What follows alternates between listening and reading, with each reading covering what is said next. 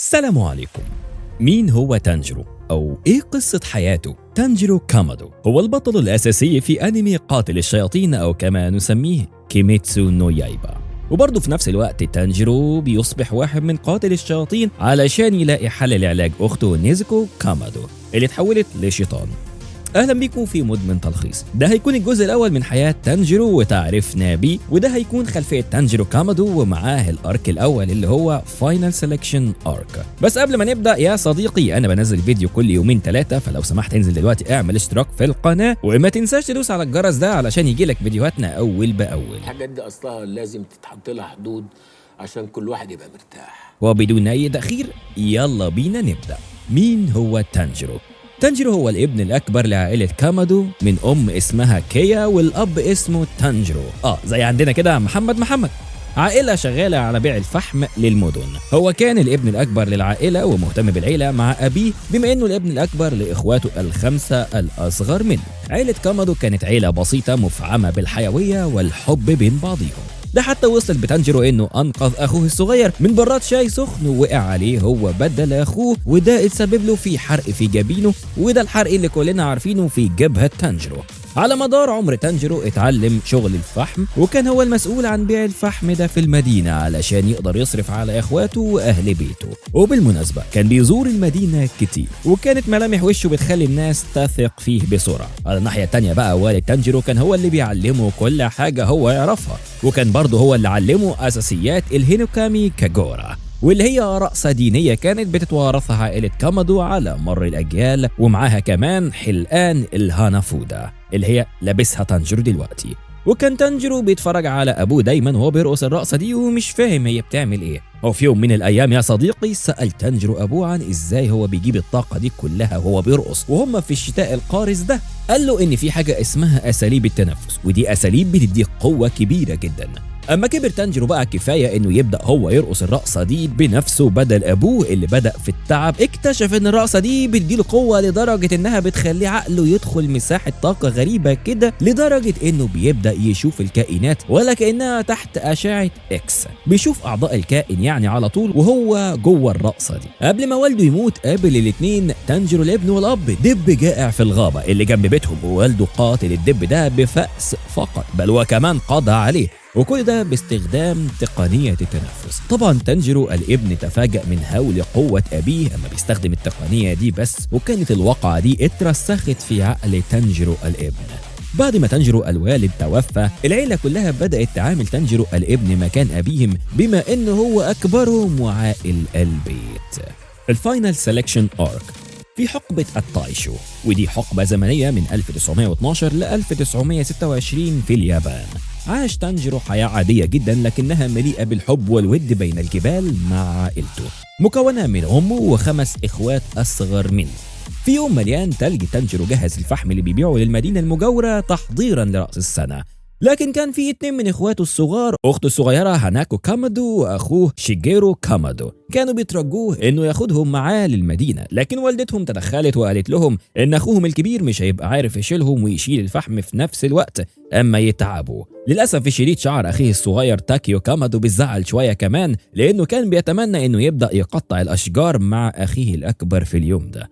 تانجيرو سلم عليهم ومشي، لكنه قابل أخته نيزوكو كامادو وهي شايلة الأصغر أخ ليهم ألا وهو روكيتا كامادو. وصل تانجيرو المدينة وبدأ يتكلم مع أفراد المدينة وهم كانوا بيحبوه جدا. خلص تانجيرو اليوم في المدينة وقرر يرجع لبيته، لكنه فجأة بيقابل راجل اسمه سابورو، وأصر سابورو ده على تانجيرو إنه يخلي الأطفال إخوات تانجيرو يباتوا عنده في البيت، وقال له كمان إن الحياة بين الجبال وبالليل كمان مش ألطف حاجة في الدنيا، وإن ده الوقت اللي بتنشط فيه الشياطين.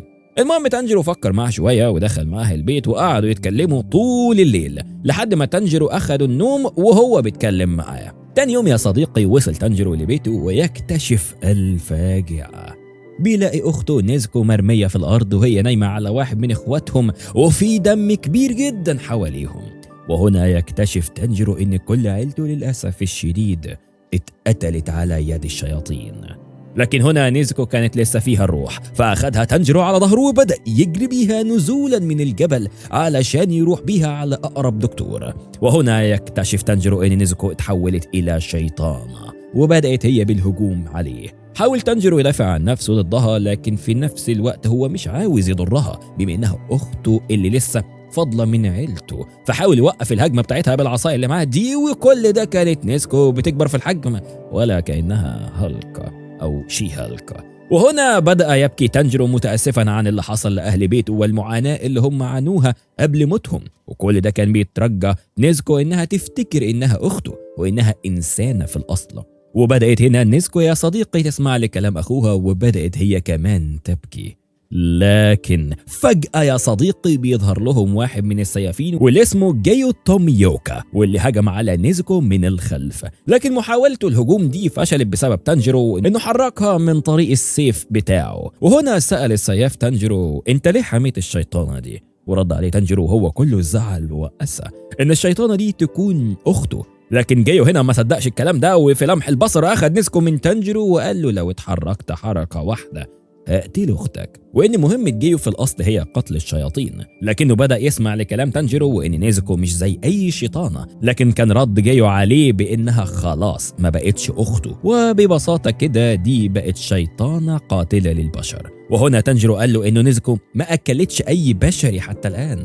قال له انت مش واخد بالك انها لسه هجمة عليك ولا ايه؟ وايا كان الكلام فهي اتحولت خلاص، وما فيش علاج للشياطين دي الا القتل. وهنا بدأ تانجيرو يتذلل ويطلب الرحمة من جايو، لكن جايو رفع سيفه على رقبة نيزكو خلاص. وهنا كانت اخر حاجة ممكن تانجيرو انه يعملها الا وهي انه يتذلل اكتر ويسجد لجايو. استغفر الله. وهنا يا صديقي استشاط جايو غضبا وبدأ في الصريخ في تانجيرو وقال له انت مالكش حكم على مين يعيش ومين يموت، يلا ده انت حتى ما عرفتش تحمي عيلتك شخصيا من الشياطين. وهنا طلب جايو من تانجيرو اثبات انه على استعداد انه يعمل المستحيل لانقاذ اخته وانه يهجم عليه بالساطور اللي معاه ده. وهنا تردد تانجيرو جدا في انه يهجم على واحد قوي زي ده، لكن علشان جايو يحركه قام غازز نيزكو في صدرها بسيفه.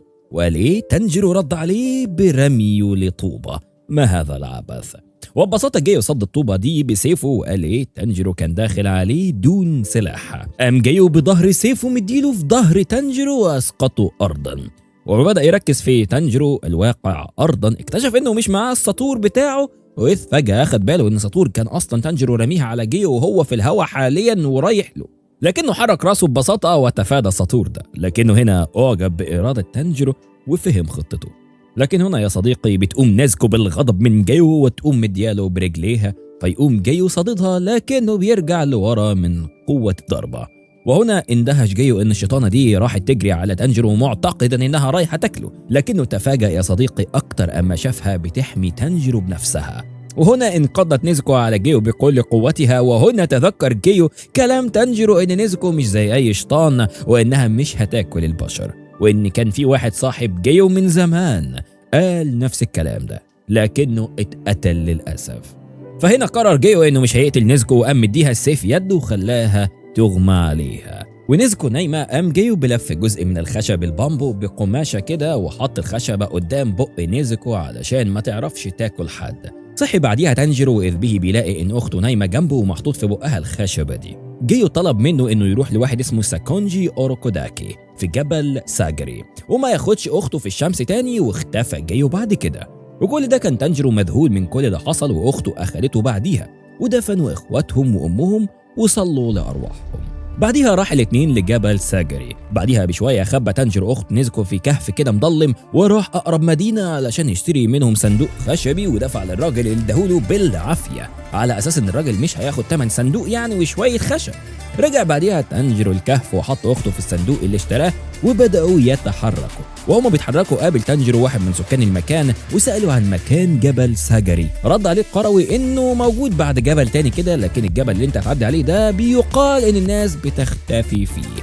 وكعادة تانجيرو ما فرقش معاه الكلام ده وكمل طريقه. وهو في طريقه لقى محطة منورة كده وبدأ يشم من عندها برائحة دم. جري على المكان من جوه علشان يشوف ايه اللي بيحصل، واذ به بيقابل اول شيطان في حياته، واذ بالشيطان ده يكون بياكل 3 بشريين لسه قاتلهم. اما الشيطان اخد باله من تانجيرو وحس بحاجه غلط من تانجيرو لكنه نط عليه وخلاص، بل وكمان حاول يخنقه يا صديقي. نيزكو على الناحيه التانيه قومت اكل البشريين الميتين دول ورجعت لحقت اخوها وقامت مديه بالشلوت راس الشيطان في لحظه وطيرتها. ما هذه القوة؟ لكن يا صديقي أما راس الشيطان دي طارت ما ماتش، لا ده كمان الراس طلع لها ايدين وبدأت تهجم الراس دي على تانجيرو قفش في الراس واداله روسيتين بالعدد، وبعديها لزقوا في الشجرة بالساتور بتاعه، وكان الجسم على الناحية التانية قافش في نيزوكو، وهنا أخد تانجيرو الجسم بالحضن وهوب نط بيه من على سطح الجرفة، وهوب نيزوكو تلحقه وتمسكه من هدومه حمدا لله.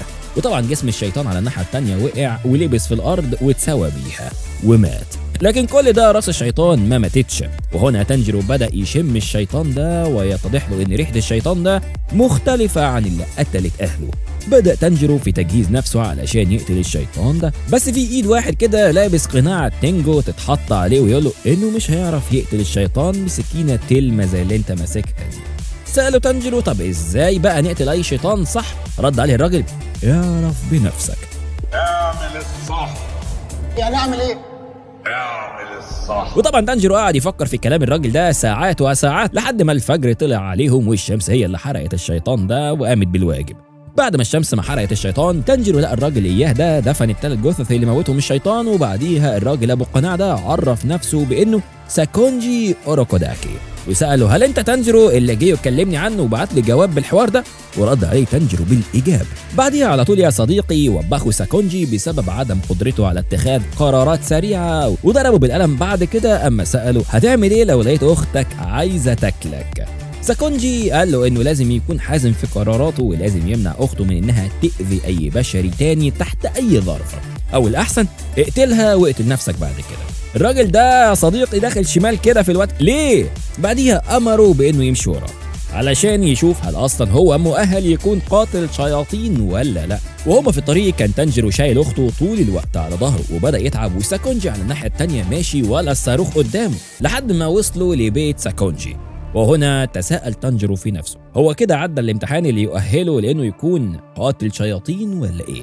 لكن رد عليه ساكونجي بان الامتحان من اللحظه دي بدا، وسابوا نيزوكو في البيت وبداوا الاثنين تانجيرو وساكونجي في طلوع جبل. وطبعا هم طالعين بدا يكتشف تانجيرو مدى صعوبه الامتحان ده، وان كل ما ارتفاع الجبل يعلى كل ما يكون الهواء للتنفس اقل والضباب كمان بيزيد. واول ما وصل الاثنين للقمه كان تانجيرو يعتبر خلص وجاب جاز وكان دايخ ومش شايف حلو كمان. هنا يا صديقي طلب ساكونجي من تانجيرو انه يبدا في النزول للبيت مره تانية قبل الفجر، وإذ فجأة اختفى ساكونجي في الضباب. وبدأ تانجيرو في النزول معتمدا على مناخيره القوية في الشم، وبدأ النزول بسرعة. لكن يا صديقي النزول ما كانش زي الطلوع نهائيا. بدأ يقابل تانجيرو في نزول شوية فخاخ ومطبات وحبال تكعبله وهو ماشي وطوب بيترمي عليه كمان، بل وكمان ألواح خشبية بدأت في التخبيط فيه. لاحظ تانجيرو إنه لازم يبدأ يضبط تنفسه علشان الهواء في الارتفاع ده لسه قليل، فكان لازم يضبط تنفسه وبدأ التركيز أكتر لحد ما وصل حمدا لله لبيت ساكونجي قبل الفجر وهو طالع عين أهله. يا عيني عليك يا ابني. وهنا يا صديقي بيوافق ساكونجي إنه ياخد تانجيرو كطالب عنده. بعد ما صحي تانجيرو من نومه بدأ ساكونجي يشرح ليه هو ايه شغلانته، الا وهي انه العتبه الاولى لتدريب الاشخاص انهم يكونوا سيافين قاتلين للشياطين لحد ما يدخلوا في حاجه اسمها الاختيار الاخير ليهم علشان يكونوا قاتلين للشياطين وسيافين معترف بيهم، اللي بيتم الكلام ده في جبل فوجي كاساني. وعلشان يبدأ يمرن تانجيرو على الحوار ده بدأ يمرنه على ضربات السيف والكثير من المهارات الأخرى اللي تخص أي سياف. وعلشان يقوي قدرة تحمله كان بيخلي تانجيرو يطلع الجبل كل يوم وينزله علشان يخليه يتوقع الفخاخ ويتفاداه.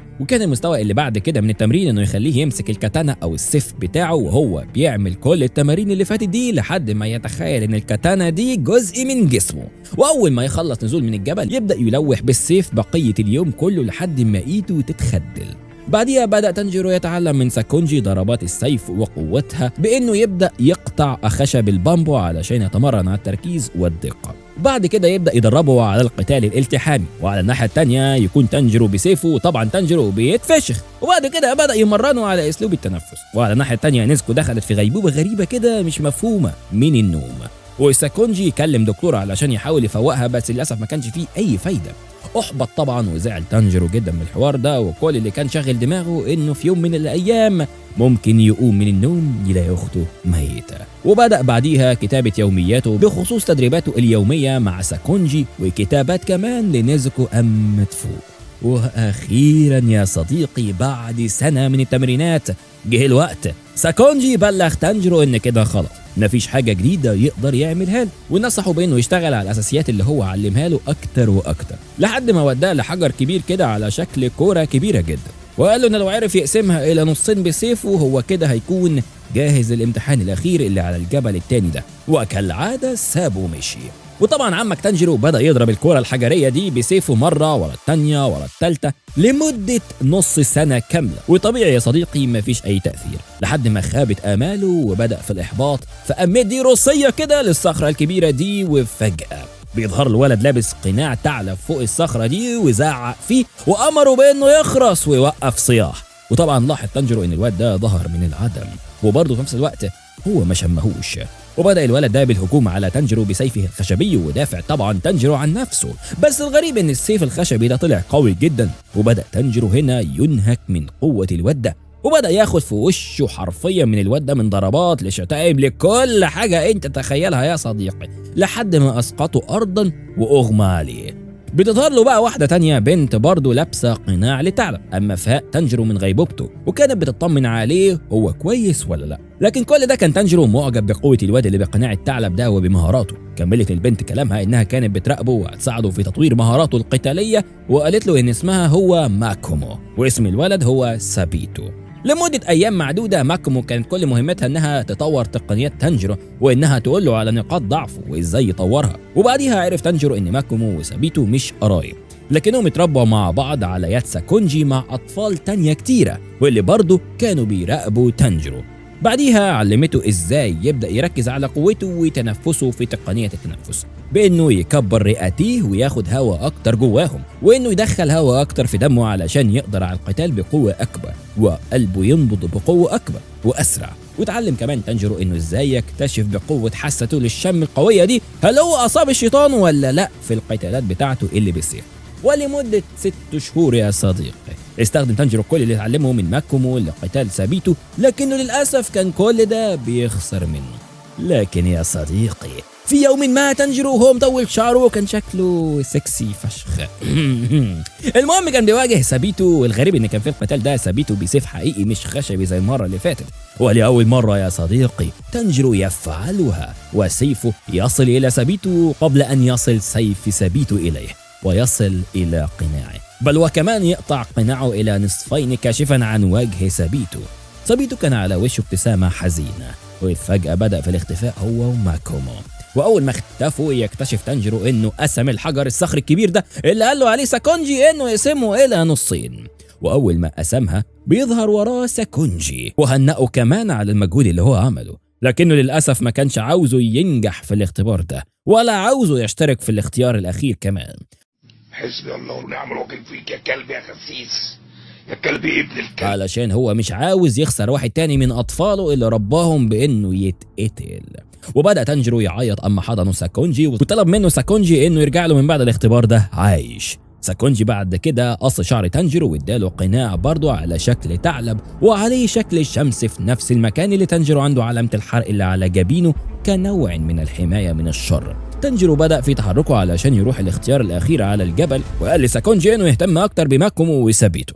وهنا تفاجأ ساكونجي بأن تانجيرو عارف اسم الاتنين من أطفاله اللي دربهم من زمن بعيد وماتوا. وصل تانجيرو لجبل فوجي كاساني واتجمع كمان مع باقي الطلبة اللي برضه هيدخلوا الاختيار الأخير، ولد بشعر غامق وبنت بشعر أبيض. وصل المكان وبدأوا يشرحوا إن الشياطين بتكره زهرة اسمها زهرة الويستيريا، واللي منتشرة في المنطقة دي اللي متجمعين فيها أيا كان الفصل. وكملوا كلامهم ان من اللحظه دي مش هيكون في الزهره دي تاني، والشياطين اللي كانت ممسوكه هتتساب مره تانيه. ومهمه السياف في الاختبار ده انه ينجو بحياته لمده 7 أيام وبس كده. وبدا الاختبار، وبدا تانجيرو بيدور على مكان ممكن يقعد فيه، لكنه يا صديقي قابل اول شيطانين مره واحده وبداوا في الهجوم عليه، لكنه بسرعه عرف يتفادى ضرباتهم وبدا يحس بنقط ضعفهم وانتهز الفرصه وقتل الاتنين في ضربه واحده. ساكونجي ادى لتانجيرو سيف خاص بيسمى سيف نيتشرين، واللي بدوره اول ما بيذبح اي شيطان في نفس اللحظه بيحرق جسمه كمان، فبيمنع اي تجديد لاعضاء الشيطان ويقتله 100%. تانجيرو بدا يشم ريحه معفنه كده اول ما الشيطان ده مات واتحرق، وفجأة بيلاقي تانجيرو طالب تاني ممتحن معاه بيجري من شيطان عملاق ليه كذا يد حوالين جسمه. الشيطان كان بيحاول يقتل الطالب التاني ده، لكن تانجيرو تدخل وقطع يد الشيطان اللي كانت بتشد الطالب ده. مفاعل التنفس التاني من تنفس الماء عجلة الماء وأنقذ الطالب. الشيطان خد باله من قناع تانجيرو بأنه الطالب للسياف ساكونجي أوروكوداكي. الشيطان سأل تانجيرو هو احنا في أنهي زمن دلوقتي؟ بعد إجابة تانجيرو اكتشف إن الشيطان ده إن في 47 سنة عدوا على حبسه على يد ساكونجي في فترة الإيدو، أما كان ساكونجي في منظمة الديمون سلايرز كوربس. وهنا يا صديقي استشهد غضبا الشيطان ده، وعلى الناحية التانية تفاجأ الطالب اللي كان لسه هيموت من عمر الشيطان ده وقال إن مفيش شيطان بيعيش كل الزمن ده. رد عليه الشيطان بأنه مش بس عاش كل الفترة دي، لا هو كمان قتل 50 شخص لحد دلوقتي، منهم 13 طالب من طلاب ساكونجي، منهم سابيتو وماكومو. ووجه كلامه لتانجيرو بأنه هيكون رقم 14 من قتلة طلاب ساكونجي. استرجع تانجيرو كلام ساكونجي بأن قوة الشيطان متزامنة مع عدد البشر اللي هو أكلهم على مدار حياته، واكتشف كمان إن حاسة الشم بتاعته قويت لدرجة إنه بدأ يميز قوة الشيطان من ريحته. بدأ الشيطان يشرح لتانجيرو إزاي هو قتل سابيتو ماكومو. ده طبعا خلى تانجيرو يبدأ يتنرفز ويتنفس بتقل، وبدأ في الهجوم على الشيطان، وبدأ في تقطيع أياد الشيطان، وبدأ كمان يقرب من راسه. لكن في يد من أياد الشيطان وصلت لتانجيرو وخبطته جامد جدا لحد ما اتهبد في شجرة كبيرة جدا لحد ما أغمى عليه. وهو جوه الغيبوبة سمع حد بينده عليه، وطلع واحد من إخواته اللي ماتوا وهو في الغيبوبة دي. بدأ يتعافى تانجيرو من الغيبوبة السريعة دي وتفادى ضربة الشيطان اللي كانت جاية عليه. فجأة تانجيرو نط نطة جامدة جدا في الهواء وهجم على الشيطان. حاول الشيطان يرد على تانجيرو وهو في الهواء ويهبده في الأرض مرة تانية، لكن تانجيرو استخدم النطحة بتاعته أو الروسية في يد الشيطان وغير اتجاهه، وضبط نفسه مرة تانية في الهواء وكان متجه إلى رأس الشيطان. واستخدم تانجيرو تنفس الماء الشكل الأول، قطع سطح الماء، وطير رأس الشيطان. على عكس الشياطين الأولى لتانجيرو، حس تانجيرو مع الشيطان ده بحاجة غريبة، ومسك صوابع الشيطان العملاقة دي وهو بيموت، وداعيا للرب بأنه ما يرجعهوش شيطان تاني أما يعاد خلقه. وهنا حس تانجيرو بأن ال 13 طالب اللي ماتوا على إيد الشيطان ده ممكن روحهم دلوقتي تستريح. وصلنا لصباح اليوم السابع. تانجيرو و3 طلاب تانيين هم اللي فضلوا، وتبارك لهم بأنهم هم اللي اختاروا وأنهم فضلوا عايشين ال7 أيام كلهم. واحد منهم كان يعتبر متوحد، والتاني كان مرعوب وكان بيسأل نفسه هو ازاي عدى ال7 أيام دول، وكان مرعوب جدا. الرابع بقى كان عاوز ينجز وسأل هو امتى هياخد السيف واللبس بتاعه، انجزوني يا اسطى. الطفلين الصغيرين دول بدأوا في شرح اليونيفورم ونظام الترتيب في السيافين من الأقل للأعلى، وإن اللي مخلصين الاختبار الحالي ده هم الأدنى دلوقتي في الترتيب، وإدوا لكل واحد من السيافين الفايزين غراب كاسوغاي، وكان ده حلقة التواصل بينهم وبين السياف. وطبعا صاحبنا الهيجان اللي عاوز ينجز ده الطالب اللي اسمه جينياتشي نازاغاوا ضرب كانيتا أوباياشيكا، واحد من الطفلين اللي بيتكلموا، لكن ده خلى تانجيرو يوقف الواد ده ومسكه من دراعه وطلب منه انه يهدى، لكن الولد ده ما تعاونش مع تانجيرو. وهنا تانجيرو يا صديقي كسر معصم الولد ده حرفيا.